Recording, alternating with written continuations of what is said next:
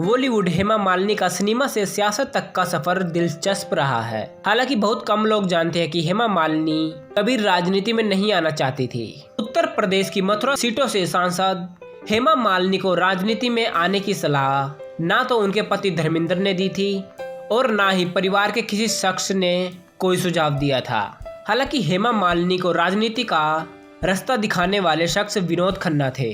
साल 2017 में जब विनोद खन्ना का निधन हुआ तो उनका जिक्र करते हुए हेमा मालिनी इमोशनल हो गई थी। इसी दरमियान उन्होंने बताया था कि वे किस तरह विनोद खन्ना की कर्जदार हैं। साल था 1998। भारतीय जनता पार्टी यानी बीजेपी ने पंजाब की गुरदासपुर सीटों से मशहूर अभिनेता विनोद खन्ना को मैदान में उतारा। खन्ना ने साल भर पहले ही बीजेपी ज्वाइन की थी।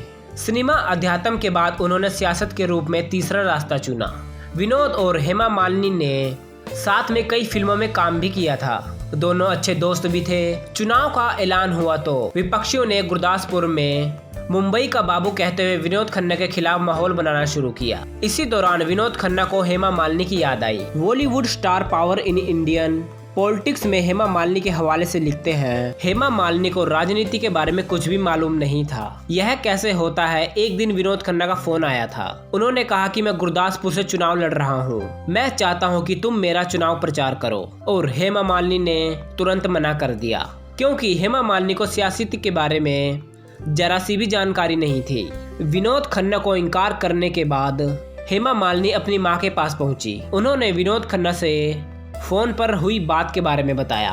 इस पर एक्ट्रेस की मां ने कहा कि तुम दोनों एक अच्छे दोस्त हो, इसलिए तुम्हें उनका प्रचार करना चाहिए। हेमा मालिनी की यहीं से पॉलिटिक्स पार्टिकल करियर की शुरुआत हुई और इसका श्रेय विनोद खन्ना को जाता है। आपको बता दें कि हेमा मालिनी उत्तर प्रदेश की मथुरा से सांसद है। उन्होंने साल 2019 के चुनाव में लगातार दूसरी बार इस सीट पर जीत दर्ज की। वहीं अब लोकसभा में गुरदासपुर सीट की नुमाइंदगी उनके बेटे सन्नी देओल करते हैं।